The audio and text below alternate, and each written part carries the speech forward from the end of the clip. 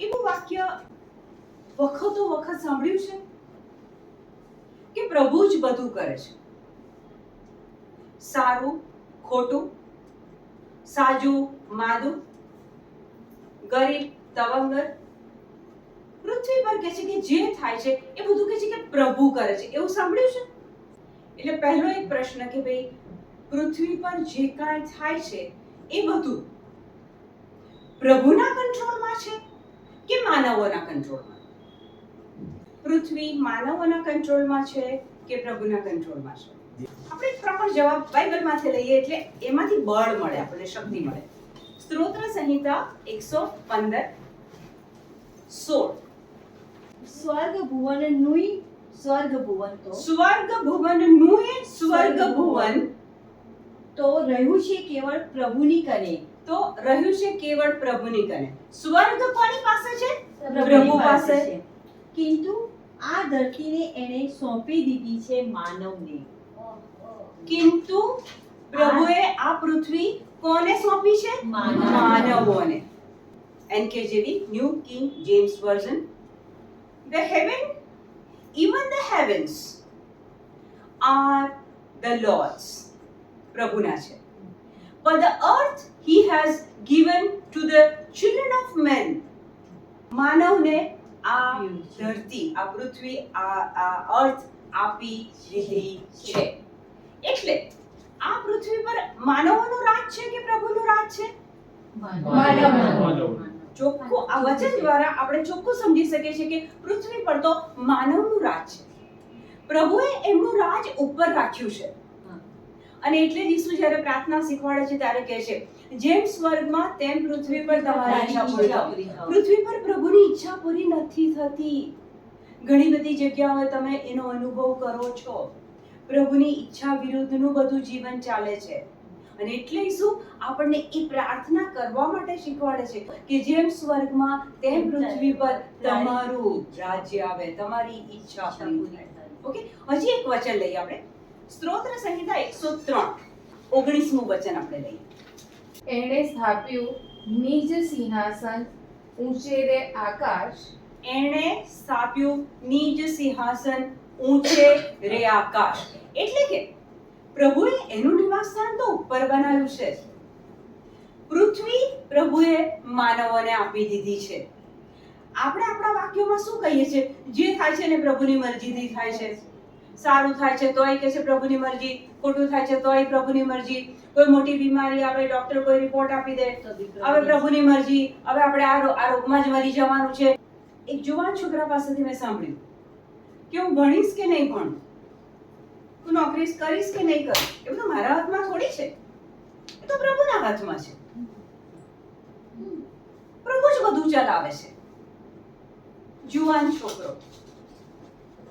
એટલે આપણે આ કેટલી ગલત ફહેમીમાં જીવીએ છીએ કે આપણે નિષ્ફળ થઈએ તો પણ પ્રભુને માથે નાખી દઈએ છીએ કે આ તો બધું પ્રભુ કરે છે. એટલે પ્રભુએ પૃથ્વી માનવોને આપી દીધી. એટલે પૃથ્વી પર મેનેજમેન્ટ કોણે કરવાનું? આપણે કરવાનું. ઈસુ જ્યાં સુધી સદેહે હતા પૃથ્વી પર ત્યાં સુધી ઈસુ ચમત્કારો કરતા હતા, સાજાપણું આપતા હતા, ઈશ્વરના રાજ્યની બાબતો બતાવતા હતા. આ બધી જ બાબતો ઈસુ કરતા હતા. પછી એક સમય આવ્યો કે પ્રભુ ઈસુ એ ઈશ્વર પિતાના જમણા આસને અત્યારે બિરાજમાન છે. બેંકમાં એક મેનેજર હોય, એની પોસ્ટ મોટી કહેવાય, એની જવાબદારી કેટલી બધી હોય. સાંજ પડે પહેલા બીજા એમ્પ્લોઈઝ નીકળી જાય, પણ એ જે મુખ્ય બ્રાન્ચ મેનેજર હોય એને તો બધો હિસાબ ક્લિયર થાય તો જ એ ઘરે જાય, એ પહેલા એ ઘરે ના જાય. સ્કૂલમાં પ્રિન્સિપાલ હોય, પેલા ક્લાર્ક અને પટાવાળા અને ટીચરો બધા નીકળી જાય, પણ પ્રિન્સિપાલની તો જવાબદારી થાય છે અમુક વસ્તુઓ જ્યાં સુધી, અમુક કામો એ પૂરા ના કરે ત્યાં સુધી પ્રિન્સિપાલ એ સ્કૂલ છોડીને બહાર જઈ ના શકે. હવે કારણ કે પ્રભુએ આપણને એક પૃથ્વી માનવોને આપી છે એટલે મને ને તમને પ્રભુએ અમુક જવાબદારીઓ આપી છે. પ્રભુએ આપણને એમના સહભાગી બનાવ્યા છે. મને ને તમને પ્રભુએ કામ આપ્યું છે, જવાબદારી આપી છે, પણ એના માટેની ઘટતી બાબતો આપણી અંદર, આપણા અકાઉન્ટમાં, આપણા સ્પિરિટમાં જમા કરેલી છે. તમે બાઇબલમાં ઈસુને કેટલી વાર એવું કહેતા સાંભળ્યા છે? ખોલો લુક 17:6 કાઢો. એમાં 5મું વાંચવું પડશે તો જ 6ઠ્ઠાનો રેફરન્સ આપણને ખબર પડશે. લુક 17:5 થી શરૂ કરો. પ્રેષિતોએ પ્રભુને કહ્યું, પ્રેષિતોએ પ્રભુને કહ્યું, અમારી શ્રદ્ધા વધારો. અમારી શ્રદ્ધા વધારો. જો સૌથી જો મહત્વની બાબત હોય તો શ્રદ્ધા, કે શ્રદ્ધા એ સ્વર્ગનું નાણું છે. સ્વર્ગમાંથી કોઈ પણ બાબત તમારે નીચે લાવવી છે તો એ લાવવા માટે તમારી પાસે શ્રદ્ધા હોવી જોઈએ. હવે પેલા પ્રેષિતો તો દિવસ રાત ઈસુ સાથે રહેતા હતા, ચમત્કારો જોતા હતા, અને તોય ઈસુને શું કહે છે? અમારી શ્રદ્ધા વધારો. ત્યારે ઈસુ શું જવાબ આપે છે સાંભળો. અને પ્રભુએ જવાબ આપ્યો, પ્રભુએ જવાબ આપ્યો, તમારામાં રાઈના દાણા જેટલી શ્રદ્ધા હશે, તમારામાં રાઈના દાણા જેટલી શ્રદ્ધા હશે, અને તમે આ ઉમરાના ઝાડને કહેશો અને તમે આ ઉમરાના ઝાડને કહેશો કે અહીંથી ઉખડીને દરિયામાં રોપાઈ જા, અહીંથી ઉખડીને દરિયામાં રોપાઈ જા, તો તે તમારું કહ્યું કરશે. તો તે તમારું કહ્યું કરશે. અહીંયા આ એક જ વચનમાં 2 થી 3 ખૂબ મહત્વની બાબતો હું તમારા ધ્યાન નીચે લાવવા માંગુ છું. ઈસુ કહે છે કે રાઈના દાણા જેટલી શ્રદ્ધા હશે. આપણે જાણીએ છીએ રાઈનો દાણો બધા દાણામાં સૌથી નાનો, બરાબર? કહે છે કે એટલી બી શ્રદ્ધા હશે ને તોય તમે આ ઉમરાના ઝાડને કહેશો કે જા જઈને દરિયામાં પડ, તો એ તમારું કરશે. ઉમરાનું ઝાડ એટલે શું? ઉમરાના ઝાડની આ ખાસિયત એવી છે કે એ જ્યાં ઉગ્યું હોય ને ત્યાં નીચે અને સાઈડ પર એના મૂળિયા એટલા બધા વિસ્તરે કે સામાન્ય રીતે કોઈ પણ ઝાડને તમે જે ઈઝીલી ખેંચીને કાઢી શકો, આ ઉમરાના ઝાડને કાઢી ના શકાય, કારણ કે એના મૂળિયા નીચે અને બધી દિશાઓમાં એ ફેલાયેલા હોય. ઓકે. અને ત્રીજી બાબત, ઈસુ મને ને તમને આ બાબત કરવાનું કેમ કહે છે? જો બધું પ્રભુના હાથમાં જ હોત, કંટ્રોલમાં જ હોત, તો ઈસુ શા માટે એવું શીખવાડે છે કે ઉમરાનું ઝાડ હોય તો તમે એને ઉખાડો અને તમે એને દરિયામાં નાખો? ઈસુએ આપણને એમના સહભાગી બનાવ્યા છે. ઉમરાના ઝાડના લક્ષણ અહીંયા તો આપણે જોયા કે ઊંડા અને ચારે બાજુ વિસ્તરેલા મૂળિયા.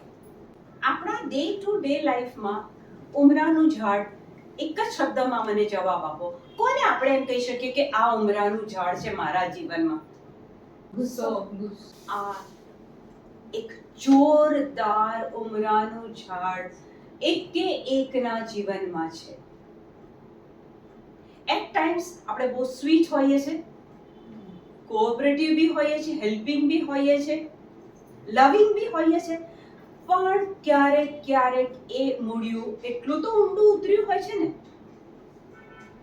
કે એનાથી ઝટ છુટકારો મળતો નથી. એટલે પ્રભુ આપણને કહે છે કે જો તમે તમારા એ ગુસ્સાને હુકમ કરશો તો એ તમારામાંથી મૂળમાંથી ઉખડી જશે અને દરિયામાં રોપાઈ જશે. એટલે પ્રભુ ઈસુ જાણે છે કે તમે આ ઉમરાના ઝાડથી પીડાઓ છો, એટલે ઈસુ આપણો એ ગુસ્સો દૂર નથી કરવાના. પ્રભુ આપણને રસ્તો બતાવે છે. પ્રભુએ આપણને હવે આ રસ્તો બતાવ્યો છે કે ઉમરાના ઝાડને, ગુસ્સાને, નેગેટિવિટીને, અકળામણને, વેર ભાવને આવી રીતના તમારે કાઢવાનું. ઓકે. તો એક વચન આપણે જોયું કે જ્યાં ઈસુ આપણને પોતે નથી કરતા પણ આપણને શીખવાડે છે કે તમે આ કરો. ઓકે. સહભાગી છીએ એટલે આપણને આ કરવાનું કહે છે. બીજું એક વચન લઈએ આપણે, માર્ક 11:23. હું તમને ખાતરીથી કહું છું કે, ઈસુ આપણને કહે છે, હા, હું તમને ખાતરીથી કહું છું. અંગ્રેજી ટ્રાન્સલેશન કહે છે કે વેરીલી વેરીલી આઈ tell you. વેરીલી વેરીલી I tell you, હું તમને ખાતરીથી કહું છું. એનો શું અર્થ? જ્યારે ઈસુ આપણું કોઈ પર્ટિક્યુલર જગ્યા પર વધારે ધ્યાન દોરવા માંગે છે, વેરીલી હું તમને ખાતરીથી કહું છું, હું તમને સાચે સાચ કહું છું, હું તમને ખાતરી, તો ત્યાં પ્રભુ આપણને એકદમ ફોકસ આપવાનું કહે છે. લાઇટલી નહીં લેતા. હવે પછીનું વાક્ય, હું તમને ખાતરીથી કહું છું કે જો કોઈ આ પર્વતને કહે, જો કોઈ આ પર્વતને કહે કે ઉઠ અને પડ દરિયામાં, ઉઠ અને પડ દરિયામાં, અને જો તેના હૈયામાં શંકા ન હોય, અને જો તેના હૈયામાં શંકા ના હોય, પણ જો તેને શ્રદ્ધા હોય કે હું જે કહીશ તે થશે જ, પણ જો તેના હૈયામાં શ્રદ્ધા હોય કે હું જે કહીશ તે થશે જ, તો એ પ્રમાણે અચૂક થશે જ. ઈસુ કહે છે એ પ્રમાણે અચૂક થશે જ, અચૂક થશે જ. પ્રભુ મને ને તમને કહે છે કે તમારા જીવનમાં જે કોઈ પર્વતો હોય, જે કોઈ સમસ્યાઓ હોય, દુખાવા હોય, બીમારીઓ હોય, ડોક્ટરે કોઈ બી નામ આપ્યા હોય, એ તમારા જીવનમાં મોટો પહાડ બની ગયો હોય, ત્યાં પ્રભુ આપણને કહે છે જો તમે એને કહેશો કે ઉઠ અને દરિયામાં પડ, એનો મતલબ એ થયો કે પ્રભુએ આપણને આપણી અંદર એ ક્ષમતા મૂકી છે, એ ક્વોલિટી મૂકી છે. ઉત્પત્તિ 1:26 આપણા અકાઉન્ટમાં છે કે આપણે પર્વતને ઘટાડી શકીએ છીએ. વાંચો. પછી ઈશ્વરે કહ્યું, પછી ઈશ્વરે કહ્યું, આપણે માણસ બનાવીએ, આપણે માણસ બનાવીએ, જે આપણી પ્રતિમૂર્તિ રૂપ અને આપણને મળતો આવતો હોય. જે આપણી પ્રતિમૂર્તિ રૂપ અને આપણને મળતો આવતો હોય. અહીંયા પ્રભુ કહે છે કે ચાલો આપણે માણસ બનાવીએ. ઈશ્વર કહે છે કે આપણે માનવ બનાવીએ. એટલે કે પિતા, પુત્ર અને પવિત્ર આત્મા એ નક્કી કરે છે કે આપણે એક માનવ બનાવીએ જે આપણી પ્રતિમૂર્તિ રૂપ હોય, આપણને મળતો આવતો હોય. અહીંયા પ્રભુ બહારના દેખાવની વાત નથી કરતા. પ્રભુ આપણને અંદર જે આત્મા છે એ આત્મા માટે પ્રભુ કહે છે કે પ્રભુનો આત્મા અને આપણી અંદર જે આત્મા પ્રભુએ મૂક્યો છે એ ડિટો સેમ હોય. અને સમુદ્રમાંના માછલા ઉપર અને આકાશમાંના પંખીઓ ઉપર સમુદ્રના માછલા પર, આકાશમાંના પંખી પર અને ઢોરો ઉપર અને ઢોરો ઉપર અને બધા જ જંગલી પ્રાણીઓ ઉપર અને બધા જ જંગલી પ્રાણીઓ ઉપર અને પેટે ચાલનારા અને પેટે ચાલનારા બધા પ્રાણીઓ ઉપર બધા પ્રાણીઓ ઉપર તે બધા પ્રાણીઓ ઉપર તે હુકુમત ચલાવે, ઓથોરિટી ચલાવે, સત્તા ચલાવે, પાવર ચલાવે. સત્તા આપી છે આપણને, આપી છે. આપણા અકાઉન્ટમાં જમા કરી દીધું છે, લખાણમાં મળી ગયું. હવે ઈસુ કહે છે કે જો કોઈ સમસ્યા છે, જો કોઈ તકલીફ છે, એને તમે તમારી હુકુમતનો ઉપયોગ કરીને કહો કે પહાડ, આ સમસ્યા, આ દુઃખ, આ રોગ, આ દુખાવો, ઉઠ અને દરિયામાં પડ, તો એ તમારું સાંભળશે. એટલે કન્ફર્મ થઈ ગયું કે ઈસુ જ્યારે તમને સહભાગી બનાવે છે અને ઈસુ જ્યારે તમને કોઈ જવાબદારી આપે છે, એક માતા તરીકે તમારું બાળક માંદું હોય, તમે આ હુકુમતનો ઉપયોગ કરો કે આ શરીરમાં રહેલો તાવ, ઈસુના નામમાં હું તને હુકમ કરું છું, ઉઠ, નીકળ અહીંથી અને દરિયામાં રોપાઈ જા. અને પ્રભુ દરિયામાં રોપાવાનું એટલે કહે છે કે દરિયો એટલો ઊંડો હોય છે કે એકવાર જો એ અંદર ડૂબ્યો તો એ પાછું ઉપર આવવાનું નથી. કરેક્ટ? તો આ બીજી જગ્યા આપણે જોયું કે જ્યાં આપણને પ્રભુ કહે છે કે તમે કરો. ઈસુ તો 3 વર્ષ પૃથ્વી પર આ બધું કામ કર્યું જાહેર જીવન દરમિયાન, અને પછી તો એક પિતાના જમણા આસને બિરાજે છે. પૃથ્વી તો માનવોને આપી છે. એટલે માનવ જો કોઈ સમસ્યા ઊભી થાય તો પ્રભુ કહે છે કે તમે તમારી રીતે આને સોલ્વ કરો, કારણ કે તમને હુકુમત મેં આપેલી છે. 27માં વચન કહે છે કે ઈશ્વરે માનવને એની પ્રતિમૂર્તિ રૂપ બનાવ્યો. તો બે જગ્યાએ આપણે જોયું કે ઈસુ તમને ને મને કહે છે કે ઉમરાનું ઝાડ જાતે ઉખાડો. મારી પાસે માંગ માંગ માંગ ના કરશો, ઘૂંટણે પડી પડીને રડશો નહીં. ઈસુ કહે છે તારા અકાઉન્ટમાં મેં હુકુમત મૂકી છે ને વાપર તો ખરી. માર્ક 16:17. જેઓ શ્રદ્ધા રાખશે જેઓ શ્રદ્ધા રાખશે તેઓ આટલા ચમત્કારો કરી શકશે. ઈશ્વરે કહી દીધું અહીંયા, જેઓ શ્રદ્ધા રાખશે તેઓ ચમત્કાર કરી શકશે. ઈશ્વરે કીધું કે તમે 3 મહિનાના લગાતાર ઉપવાસ કરો, પછી ખૂબ મારી પાસે માંગો, લાંબી લાંબી પ્રાર્થના કરો, અને પછી કંઈક તમારો મેળ પડશે. ઈસુએ એક જ શબ્દ આપી દીધો, જે કોઈ શ્રદ્ધા રાખશે તે આટલા ચમત્કારો કરી શકશે. કયા કયા બોલો? મારે નામે અદ્ભુતો કરશે. મારે નામે, લિસન, મારે નામે, ઈસુના નામમાં. જ્યારે તમે કોઈ પણ હુકુમતનો ઉપયોગ કરો ત્યાં બોલવાનું કે ઈસુના નામમાં નીકળ. મારે નામે અદ્ભુતો કરશે મારે નામે અદ્ભુતો કરશે અને નવી નવી ભાષાઓ બોલશે. અને નવી નવી ભાષાઓ બોલશે. ઓકે, હવે અન્ય ભાષામાં બોલવાની વાત આવે તો મેં એવી વ્યક્તિઓ જોઈ છે કે ડરે છે. એ લોકો એવું સમજે છે કે આ અન્ય ભાષામાં આપણે શું બોલીએ છીએ, કદાચ પ્રભુ વિરુદ્ધનું બોલતા હોય, ડર છે.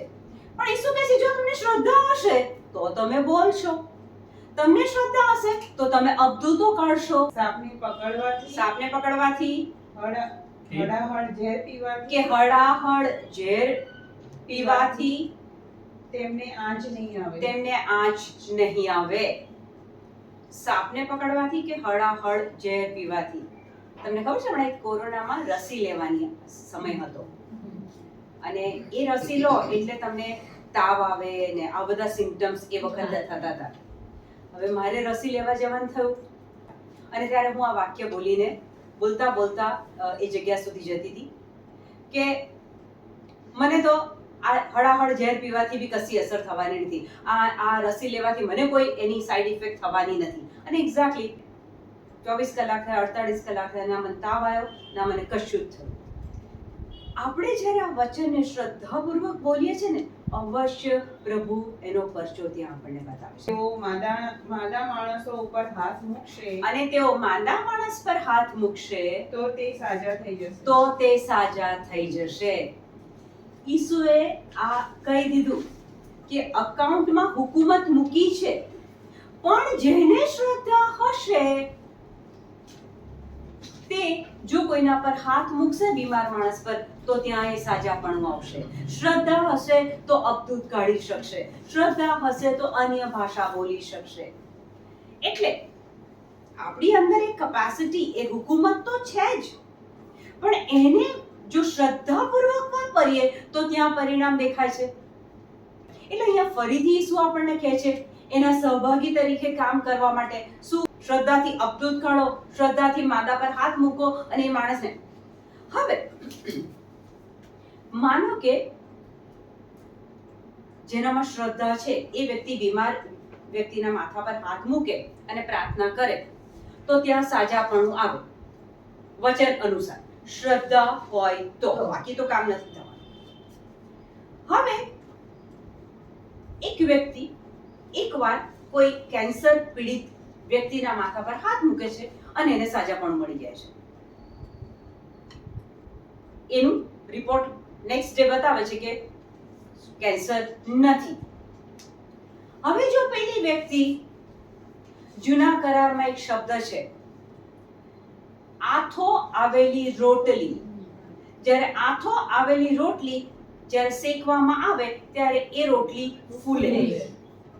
હવે માનો કે એક વખત આ શ્રદ્ધા વાળી વ્યક્તિએ કેન્સર પીડિત વ્યક્તિના માથા પર હાથ મૂક્યો અને એનો રિપોર્ટ બદલાઈ ગયો.